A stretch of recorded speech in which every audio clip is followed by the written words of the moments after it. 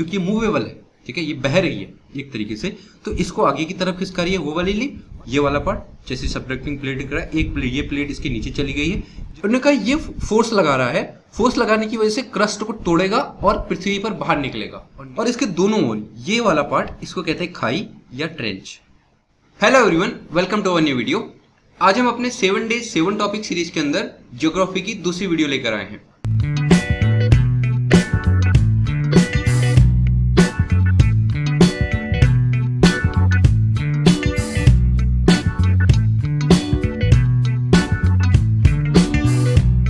पिछली वीडियो में हमने देखा था कि टेलर और वैगनर की थ्योरी, जहां पे हमने समझने की कोशिश करी थी कि कैसे टेलर और वैगनर ने अपनी थ्योरी से यह समझाने की कोशिश करी थी कि कैसे कॉन्टिनेंट और कैसे ओशन बने।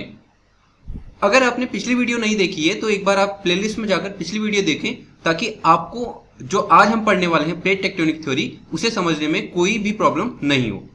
तो आइए शुरू करते हैं आज का टॉपिक, जिसमें आज हमने सबसे पहले पढ़ना है प्लेट टेक्टोनिक थ्योरी। ठीक है, पिछली वीडियो में हमने पढ़ा था वैगनर और टेलर को।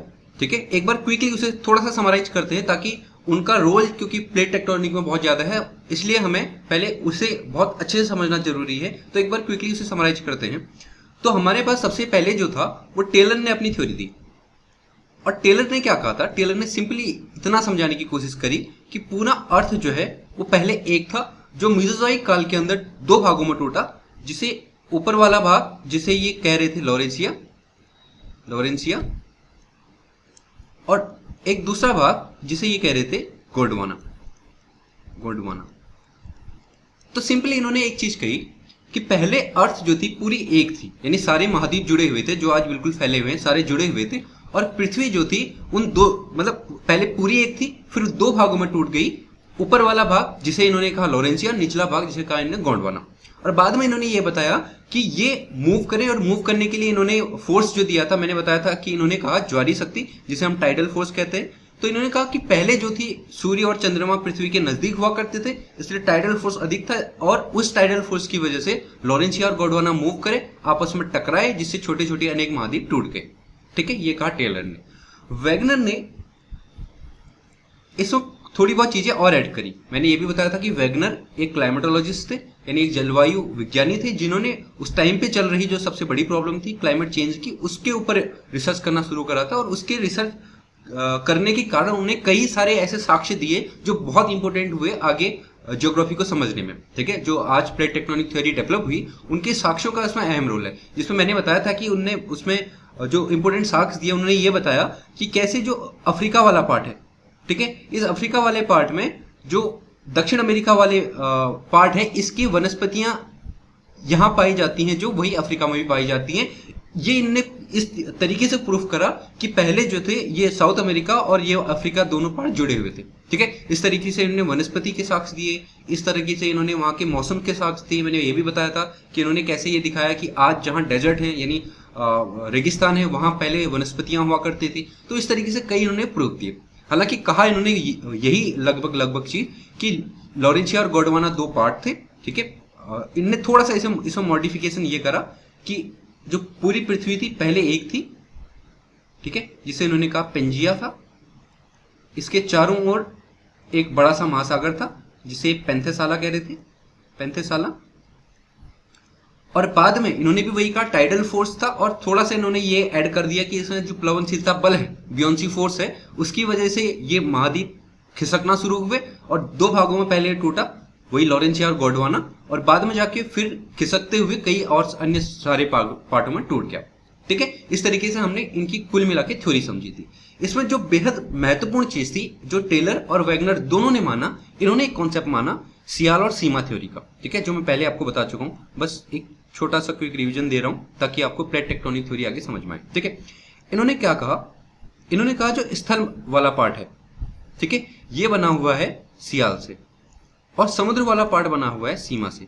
सियाल और सीमा का मतलब मैंने बताया था सिलिकॉन एल्यूमिनियम, और यहाँ पे सिलिकॉन एंड मैग्नीशियम। ठीक है, तो इन्होंने कहा समुद्र वाला पार्ट बना हुआ है सीमा से, और स्थल वाला पार्ट बना हुआ है सियाल से, जिसकी वजह से क्या होता है कि ये सियाल वाला पार्ट सीमा के ऊपर तैर रहा होता है, और क्योंकि सीमा वाला पार्ट लिक्विड अवस्था में, इसलिए सियाल वाला पार्ट इसमें मूव कर रहा है, और मूव करते हुए, इसलिए बियोंसी फोर्स भी उन्होंने ऐड करा वेगनर ने, क्योंकि ये बह रहा है इस वजह से बियोंसी फोर्स लगेगा और ये आपस में टकराएंगे और कई भागों में टूट जाएंगे। ठीक है, ये बहुत महत्वपूर्ण चीज है, इसको ध्यान रखना कि वेगनर और जो टेलर है उन्होंने सियाल सीमा का कॉन्सेप्ट दिया था और इसे माना। ठीक है, चलिए इसी से डेवलप हुई plate tectonic theory. Plate tectonic theory में डेवलपमेंट जो हुआ उसमें दो सबसे बड़े जो थ्योरी उससे पहले आई उनका बहुत अहम योगदान रहा।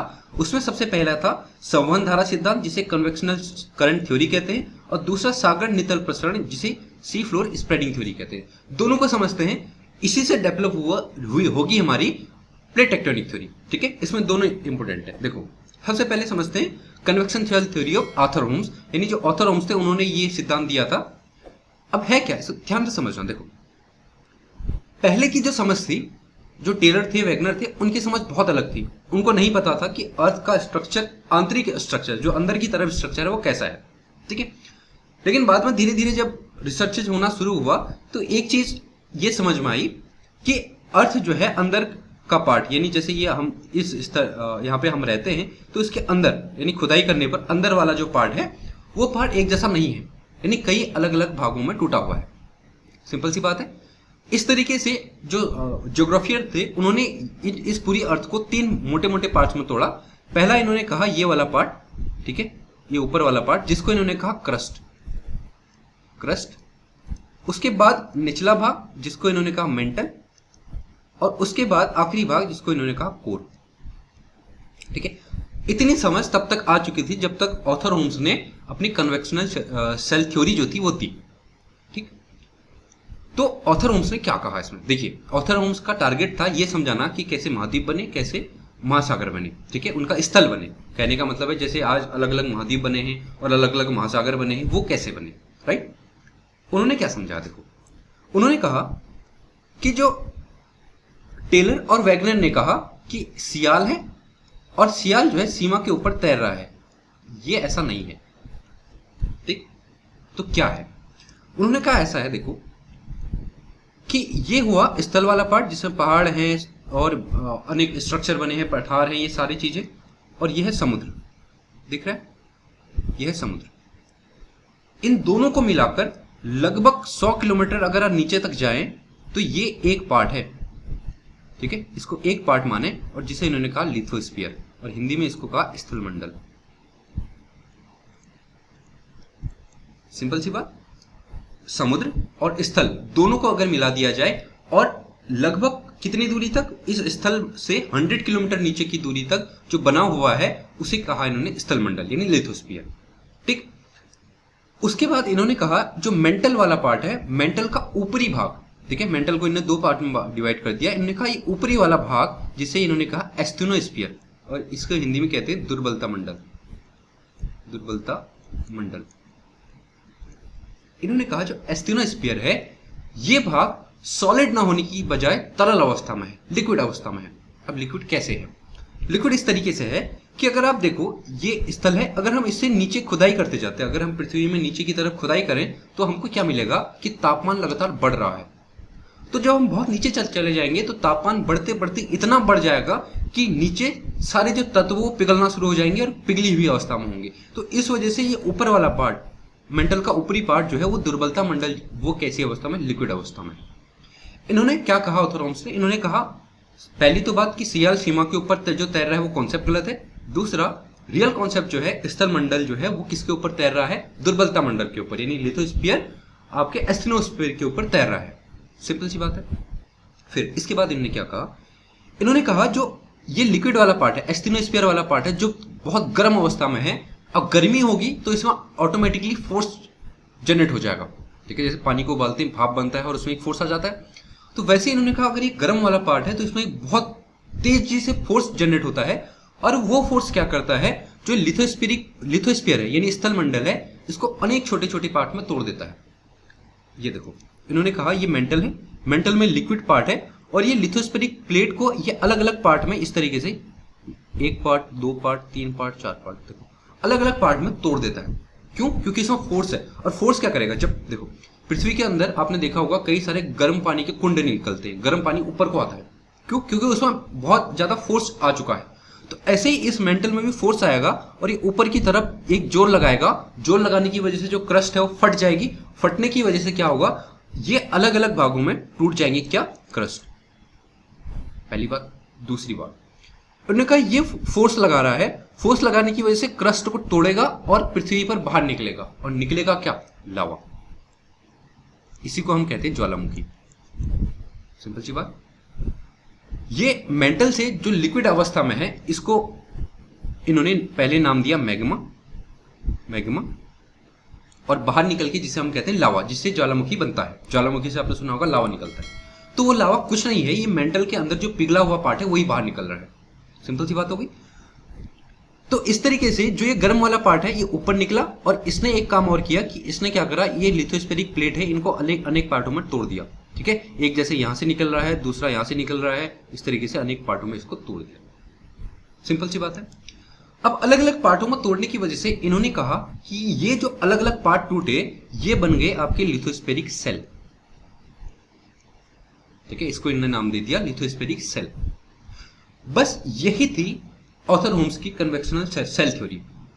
सिंपल सी बात। इन्होंने कहा, अगर लॉन्ग स्टोरी शॉर्ट करें, बिल्कुल समराइज करें, सिंपल इन्होंने कहा मेंटल लिक्विड अवस्था में है, जहां से वो लिक्विड अवस्था वाला पार्ट जिसका हम मैग्मा कह रहे हैं बाहर निकलता है, अधिक फोर्स होने की वजह से लिथोस्फेरिक प्लेट को तोड़ देता है, तोड़ता है अलग अलग सेलों में जिनको हम कहते हैं लिथोस्फेरिक सेल।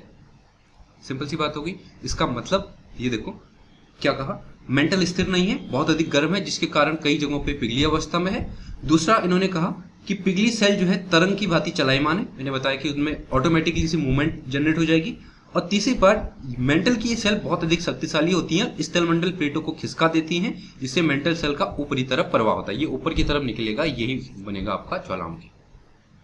ठीक है, इन्होंने एक बहुत ब्रॉड अंडरस्टैंडिंग दी कि किस तरीके से ये अलग अलग लिथोस्फेरिक सेल टूट गई हैं। इन्हीं को हम बाद में प्लेट कहेंगे, प्लेट टेक्टोनिक जो थ्योरी है वो इसने प्लेट कहेंगे अलग अलग सेल को। इन्हीं के जो थ्योरी है उसी को डेवलप करके वो सेल आएंगे वहां से। ठीक है, इस सेल को प्लेट कहा जाएगा।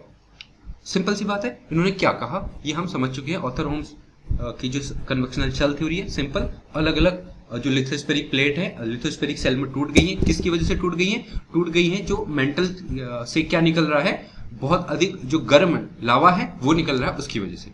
सिंपल। दूसरी थ्योरी, पहली थ्योरी थी convection cell theory of Arthur होम, दूसरी थ्योरी है सागर नितल प्रसरण theory, sea floor spreading theory. ये दी थी हैरी हेस ने। हैरी हेस ने, आई थिंक इसका नाम भी दिया होगा कहीं। ठीक है, नहीं भी दिया है ध्यान रखिए, हैरी हेस ने। ठीक है, इन्होंने क्या कहा देखो, पहले अगर हम बात करें 90 से पहले, ठीक है 18वीं 19वीं शताब्दी के आसपास इन्होंने ये अपनी थ्योरी दी। उससे पहले ये माना जाता था कि समुद्र जो है उसके नीचे अगर हम चले जाएं, समुद्र के नीचे चले जाएं तो उसका एकदम हम बॉटम में चले जाएं तो उसका बॉटम जो है वो फ्लैट होगा। यह स्विमिंग पूल का होता है, नीचे अगर देखें तो पूरा फ्लैट है। तो पहले ये माना जाता था कि समुद्र के अगर नीचे हम चले जाएं, क्योंकि उस टाइम पे ऐसी कोई टेक्नोलॉजी थी नहीं जो नीचे जाके देख पाती कि समुद्र के अंदर नीचे क्या है, क्योंकि समुद्र बहुत ज्यादा गहरा है। तो ये माना जाता था कि समुद्र का जो सतह है वो फ्लैट होगी, ठीक है, उसमें कोई आकृति नहीं होगी। लेकिन जब टेक्नोलॉजी आई, साइंस समुद्र के नीचे पहुंचा, तो ये देखा गया कि समुद्र का जो सतह है वो फ्लैट नहीं है। तो वहां पे क्या है, वहां पे कुछ ऐसी आकृतियां दिख रहा है, पहाड़ जैसे भी हैं, कुछ पहाड़ से ये धुआं जैसा भी निकल रहा है, कुछ इस तरीके से आकृतियां हैं, कुछ इस तरीके से आकृतियां, यानी अनेक अनेक आकृतियां हैं, फ्लैट नहीं है। पहली बार जब और रिसर्च करी गई तो 3 बड़े क्वेश्चन ज्योग्राफर के सामने पैदा हुए। ठीक है, क्या 3 बड़े क्वेश्चन थे देखो। एक तो ये, अगर ये पूरा समुद्री स्थल अगर ये है पूरा, इसके बीच वाला पार्ट इसे कहते हैं मोर। मोर क्यों कहते हैं अभी हम पढ़ेंगे, फिलहाल सिंपल सा अभी इतना याद रखो, ये मोर है। ठीक है, और इसके दोनों ओर ये वाला पार्ट इसको कहते हैं खाई या ट्रेंच। और ये इधर भी होती है खाई, इसमें इस फिगर में नहीं दी गई है, यहाँ पे भी होती है ट्रेंच। सिंपल क्या होती है अभी हम समझेंगे, फिलहाल अभी हाइपोथेटिकली मान लो कि इसका मिड वाला पार्ट मोर है और इसके दोनों ओर ट्रेंच है यानी खाई है। नोट क्या किया गया, जो ज्योग्राफर ने देखा यानी जो साइंटिस्ट ने देखा समुद्र सतह के नीचे क्या क्वेश्चन जनरेट हुए देखो। एक तो सबसे पहले उन्होंने देखा कि ये पूरी जो समुद्र की सतह है, ये पूरी सतह ये मेसोजोइक काल से पुरानी नहीं है। ठीक है, मेसोजोइक काल से पुरानी नहीं है। अब मेसोजोइक काल से पुरानी क्यों नहीं है, देखो मेसोजोइक काल से पुरानी, अब मेसोजोइक क्या है देखो, ये है मेसोजोइक। ये है मेसोजोइक। अब आप ये देखो कि पृथ्वी तो इतने साल पहले से बन गई है। हेडियन आया, आर्कियन आया, प्रोटोजोइक आया, फिर पैलियोजोइक आया, मेसोजोइक। यानी ऐसा कैसे संभव है कि कितना, अगर आप यहाँ पे भी इसको समझने की कोशिश करो, आप इसमें देखो, अगर ये कैम्ब्रियन के पास अगर आए तो ये 500 मिलियन साल पहले है।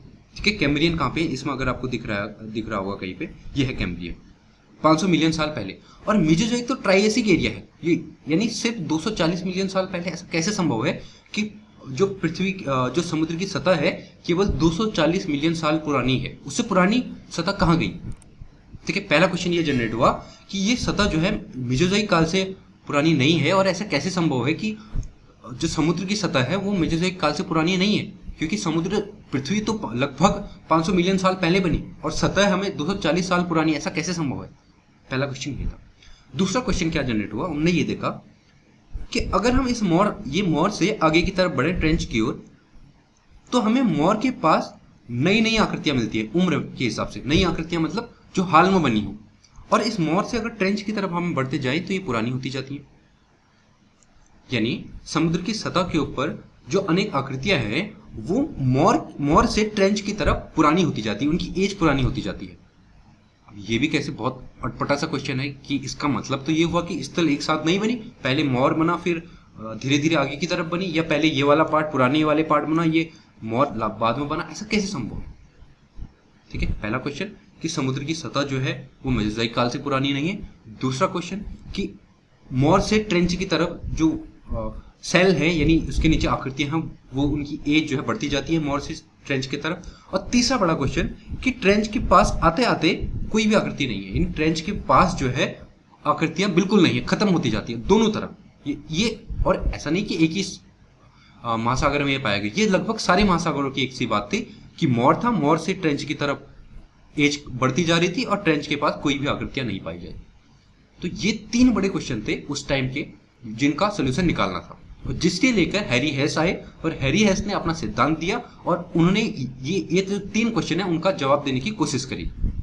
ठीक है, सिंपल सी बात। तो समुद्र तल का सर्वेक्षण करने पर तीन मुख्य बातें क्वेश्चन सामने आए कि समुद्र सतह मध्य मेसोजोइक काल से पुरानी नहीं है, दूसरी मोर से खाई की तरफ सेलों की उम्र बढ़ती जाती है, और तीसरा खाई के समय जो है आकृतियां गायब हो जाती हैं। ये मैंने आपको बता दिया। अब हम आते हैं कि सी फ्लोर स्प्रेडिंग थ्योरी जो हैरी हेस ने दी, उन्होंने आखिरकार क्या कहा, इन तीनों जो क्वेश्चन है उनका सोल्यूशन उन्होंने कैसे निकाला। ठीक, इन्होंने ये बताया, इन्होंने इससे पहले संवहन धारा सिद्धांत जो था वो दिया जा चुका था। ठीक है, इन्होंने संवहन धारा सिद्धांत का प्रयोग किया ऑथरहोम्स का। इन्होंने क्या कहा, देखो कि ऑथरहोम्स ने जो सेल की बात करी, ठीक है, वैसी सेल अगर हम समुद्र की सतह के नीचे माने, ठीक है, क्योंकि पढ़ा हमने, उन्होंने क्या कहा, लिथोस्फीयर है, लिथोस्फीयर में जो है समुद्र की सतह भी है और कॉन्टिनेंट की सतह भी है। तो समुद्र की सतह के नीचे अगर हम वो सेल माने, तो इन्होंने कहा इस सेल में, ये जो सेल है, एक सेल है, ये दूसरी सेल है, दिख रहा है। तो इन्होंने कहा इस सेल में समस्या क्या है कि इस सेल में तीन अलग अलग लिम्ब है। लिम्ब मतलब तीन अलग अलग तरंग है एक तरीके से मान लो, क्योंकि संवहन धारा सिद्धांत दिया था वो तरंग की बात हो रही थी। तो इनका तीन अलग अलग लिम्ब है। कौन कौन सी है, देखो वहीं पे जाके इनको समझने की कोशिश करते हैं। ये देखो, इसमें देखना, देखो हैरी हेस ने क्या कहा कि ये मेंटल लिक्विड वाला जो स्टेज है ये क्या कर रहा है, ऊपर की तरफ बढ़ रहा है। तो इसे लेकर जो सी फ्लोर स्प्रेडिंग थ्योरी थी हैरी हेस ने, उन्होंने कहा कि एक ये जो ऊपर बढ़ रहा है एक लिम्ब ये है, जिसको इन्होंने कहा असेंडिंग लिम्ब। ठीक है, असेंडिंग लिम्ब, असेंडिंग लिम्ब। ठीक है, पहली लिम्ब ये होगी जिसे इन्होंने असेंडिंग लिम्ब कहा। असेंडिंग लिम्ब क्या कर रही है, जो मेंटल के नीचे जो गर्म वाला पार्ट है उसको ऊपर की तरफ धकेल रही है। दूसरी लिम्ब यहां से शुरू होती है जिसको कहते हैं वो डाइवर्जिंग लिम्ब, ये इस सेल को, यानी जो लिथोस्फेरिक सेल है, इसको आगे की तरफ धकेल रही है। और तीसरी सेल जिसको वो कहते हैं असेंडिंग, डिसेंडिंग लिम्ब, ये असेंडिंग है, ये डाइवर्जिंग है, ये डिसेंडिंग लिम्ब। डिसेंडिंग लिम्ब क्या करती है, इस प्लेट को नीचे की तरफ लाने का काम करती है, और ये सारी सेल में है। ठीक है, सी फ्लोर स्प्रेडिंग थ्योरी में उन्होंने क्या कहा कि जो संवहन धारा सिद्धांत दिया था, जो सेल की बात करी थी, उस सेल में क्या है, तीन लिम्ब है। पहली असेंडिंग लिम्ब, यानी जो मेंटल से ऊपर की तरफ जो गर्म धारा जा रही है वो असेंडिंग लिम्ब। दूसरी लिम्ब जो इस सेल को आगे की तरफ खिसका रही है क्योंकि मूवेबल है। ठीक है, ये बह रही है एक तरीके से, तो इसको आगे की तरफ खिसका रही है वो वाली लिम्ब, और ये एक जो इसको नीचे की तरफ ला रही है वो डिसेंडिंग लिम्ब, यानी कुल मिला के इन्होंने 3 इसमें लिम्स की बात कही। ठीक है, तो संवहन धारा में इन्होंने कहा राइजिंग लिम्ब होती है यानी असेंडिंग लिम्ब, दूसरा डाइवर्जिंग लिम्ब और तीसरा डिसेंडिंग लिम्ब जो नीचे बैठ रही है। सिंपल। अब इस तीनों सेल का क्या काम होता है देखो, इन्होंने कहा ये जो असेंडिंग लिम्ब है, ये है असेंडिंग लिम्ब, ये है, ये क्या काम कर रही है, इस क्रस्ट को, ठीक है, ये लिथोस्फेरिक क्रस्ट है, समुद्री क्रस्ट है, इसको क्या कर रही है, यहां से तोड़ देने का काम कर रही है, क्योंकि जब निकलेगी मैंने बताया इतनी पावरफुल होती है, इस पूरी क्रस्ट को तोड़ देगी, 2 भागों में डिवाइड कर लेगी, जिसकी वजह से सेल बने। ठीक है, असेंडिंग लिम्ब क्या करती है, इस दोनों पार्ट को तोड़ देती है, ऊपर ये लावा निकलता है जो ज्वालामुखी क्रिया उत्पन्न करता है, पहली बात। दूसरी बात, यहां से डाइवर्जिंग सेल क्या करती है, इसको आगे की तरफ बहाना शुरू करती है, इस तरीके से इसमें एक मूवमेंट लाना शुरू करती है। और तीसरी लिम्ब जो डिसेंडिंग लिम्ब है वो क्या करती है, देखो ये डिसेंडिंग लिम्ब, ये डाइवर्जिंग लिम्ब है, और डिसेंडिंग लिम्ब क्या करती है, देखो ये एक सेल है, ये वाली सेल है, अब ध्यान से समझना इसको, ये दूसरी सेल है, ठीक, एक कोने पे आके जहां पे ये सेल खत्म हो जाती है वहां पे डिसेंडिंग लिम्ब क्या करती है, इन दोनों में एक टकराव होता है। ठीक है, ये जैसे दो सेल है, ये एक सेल है, एक सेल है, इन दोनों में टकराव होगा, तो डिसेंडिंग लिम्ब क्या करेगी, इस वाली साइड से इसको जो लिथोस्फेरिक क्रस्ट है उसको नीचे डुबो देगी। नीचे डुबोने का मतलब ये समझो, देखो 2 सेल थी, ठीक, अलग अलग पार्ट में टूटी थी, इसका मोर यहां है और इसका मोर यहां है। सिंपल सी बात है, मोर का मतलब मैंने बताया जहां से वो मैग्मा वाला पार्ट ऊपर आ रहा है और इसको 2 पार्ट में तोड़ रहा है। यहां से क्या हुआ, इसमें ये डाइवर्जिंग लिम्ब इधर इस साइड की तरफ है, इसमें ये डाइवर्जिंग लिम्ब इस साइड की तरफ है। अब यहाँ पे ये दोनों टकराएंगे, टकराने की वजह से क्या होगा, जो भारी प्लेट होगी इन दोनों में, ये पहली ये दूसरी, इन दोनों में जो भारी सतह होगी वो सतह क्या हो जाती है, नीचे धंस जाती है। ठीक है, नीचे धंस गई, कहां धंस गई, टकराई, टकराने के बाद नीचे धंस गई, नीचे मतलब नीचे क्या है, मेंटल वाला पार्ट, मेंटल वाले पार्ट में धंस गई। ठीक है, और यहां पे बन जाती है ट्रेंच, हमने पढ़ा था ना कि ट्रेंच होती है, खाई होती है, तो ये इसे कहते हैं मोर, जहां से वो लावा बाहर निकल रहा है, और यहाँ पे जहां पे ये डाइवर्जिंग लिम्ब जाके मेंटल के अंदर धंसा दे रहा है पूरी प्लेट को, वो होती है क्या, जिसको हम कहते हैं ट्रेंच यानी खाई।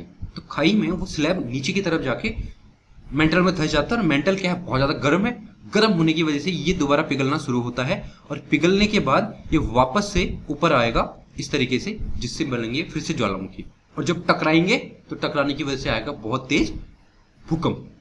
आपने सुना होगा ना, प्लेटें जब टकराती है तो भूकंप आता है, तो यही प्लेटें जो लिथोस्फेरिक प्लेटें हैं वो जो टकरा रही हैं तो बहुत जोर के भूकंप आते हैं। सिंपल। अब देखो क्या इन्होंने ये तीनों क्वेश्चन के जवाब देने की इन्होंने प्रयास करा, देखो क्या इनका जवाब मिला हमें, कैसे इन्होंने क्या कहा, इसको समराइज कैसे किया।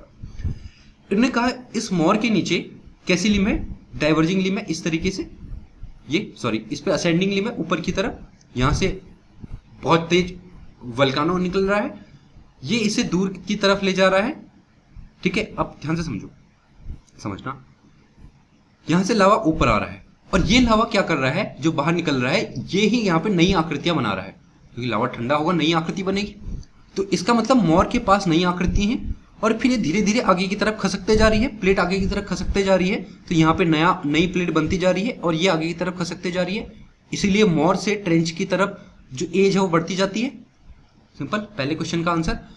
ठीक है, दूसरा जो क्वेश्चन था कि ट्रेंच के पास आकर ये जो आकृतियां हैं वो गायब हो जा रही हैं, और तो गायब क्यों हो रही है, क्योंकि यहाँ पे जो है ट्रेंच वाले पार्ट पे ये पूरा ओशियनिक स्लैब क्या कर जाता है, मेंटल में निचले भाग में चला जाता है, इस वजह से ट्रेंच के पास जो है आकृतियां गायब है। ठीक है, 2 क्वेश्चन के जवाब मिल गए। तीसरा क्वेश्चन ये था कि कैसे ये जो पूरी सतह है इस पे मेसोजोइक काल से पुरानी नहीं है, तो मेसोजोइक काल से पुरानी नहीं होने का कारण क्या है कि इस तरीके से ये पूरी सतह पे लगातार आकृतियां बन रही हैं और समाप्त हो रही हैं, बन रही हैं और समाप्त हो रही हैं, इस वजह से मेसोजोइक काल से पुरानी सतह तो पहले ही नष्ट हो चुकी हैं, ट्रेंच में धंस चुकी है। तो इस तरीके से सी फ्लोर स्प्रेडिंग थ्योरी में हैरी एस ने जो 3 क्वेश्चन थे इंपोर्टेंट, इन तीनों का जवाब दे दिया। ठीक है, तो इस तरीके से हमारी समझ में आई कि देखो इन्होंने क्या कहा कि 3 लिम्ब होती हैं, असेंडिंग, डिसेंडिंग और डाइवर्जिंग लिम्ब। असेंडिंग लिम्ब में इन्होंने कहा ओशियन क्रस्ट ब्रेक होती है, ओशियन क्रस्ट टूट जाती है, ओशियन स्लैब जो है वो दोनों तरफ आगे बढ़ने लगते हैं, और वल्केनिज्म होता है, ज्वालामुखी होता है जो राइजिंग लिम्ब है उस पर। तीसरा इन्होंने कहा मॉर और रिफ्ट वैली बनती है। हमें मॉर तो समझ में आ गया, रिफ्ट वैली हम आगे जाके कॉन्टिनेंट में समझेंगे वो क्या होता है। उसके बाद इन्होंने कहा कि मॉर पर नई संवहन तरंगें समुद्री सतह को तोड़कर नई सतह का निर्माण करती हैं, इसलिए जो मॉर पर नई सतह है और उससे आगे फिर पुरानी होती जाती है, और पुरानी सतह आगे की ओर धकेल देती है। ठीक है, यहाँ पे मॉर पे नई सतह बनी और पुरानी सतह आगे को बढ़ती जा रही है, और इस तरीके से ये पूरा ओशियनिक स्लैब जो है इस तरीके से घूम रहा है। ठीक, इस वजह से समुद्री सतह मॉर पर सबसे नई एवं मॉर से आगे पुरानी सतह होती है, जो क्वेश्चन था उसका जवाब। ठीक, उसके बाद जो डिसेंडिंग लिम्ब है वहां पे क्या होता है, इन्होंने कहा कि समुद्री सतह जो है मेंटल के नीचे चली जाती है, जो हमने देखा कि किस तरीके से मेंटल के नीचे चली जाती है। ये वाला पार्ट जैसे सबडक्टिंग प्लेट दिख रहा है, एक प्लेट, ये प्लेट इसके नीचे चली गई है, जिससे ये पिघलना शुरू करेगी। ठीक है, जिस सतहों के बीच में खाली गैप बनता है जिसे ट्रेंच कहते हैं, ये वाला जो ट्रेंच है ये बन गई है खाई, और खाई में अत्यधिक दबाव के कारण पुरानी सतह पिघलकर समाप्त हो जाती है, इसीलिए पुरानी सतह मेसोजोइक काल से पुरानी सतह है ही नहीं। यानी तीनों क्वेश्चन का सी फ्लोर स्प्रेडिंग थ्योरी ने बहुत अच्छे से जवाब दे दिया। ठीक है, सिंपल सी बात है। इतना हम आज की वीडियो में समझ चुके हैं कि क्या सी फ्लोर स्प्रेडिंग थ्योरी थी, क्या संवहन धारा सिद्धांत था। इसके आगे जो प्लेट टेक्टोनिक थ्योरी है उसको हम नेक्स्ट वीडियो में करेंगे। बिल्कुल हम एकदम एज पे हैं जहाँ पे हम एकदम जंप करना है हमें प्लेट टेक्टोनिक थ्योरी में, हमें इससे पहले की सारी चीजें समझ में आ चुकी है। लेकिन क्योंकि अगर ये प्लेट टेक्टोनिक थ्योरी जो है बहुत लंबी एक थ्योरी है, तो इसे पढ़ने से पहले जो है, क्योंकि इसी में हम ऐड कर देंगे तो बहुत लंबी वीडियो हो जाएगी, तो इसे नेक्स्ट वीडियो में पढ़ते हैं और एक ही वीडियो में इसको समाप्त कर देंगे। ठीक है, तो अगर आपको हमारी वीडियो पसंद आ रही है तो इस वीडियो को लाइक करें, हमारे चैनल को सब्सक्राइब करें, अपने दोस्तों के साथ शेयर करें, और अपने फीडबैक हमें जरूर इस कमेंट बॉक्स में दें कि क्या हम इसमें इम्प्रूवमेंट ला सकते हैं या किस तरीके से ये क्लासेस चल रही है। ठीक है, तो आज के लिए इतना ही। Thank you so much.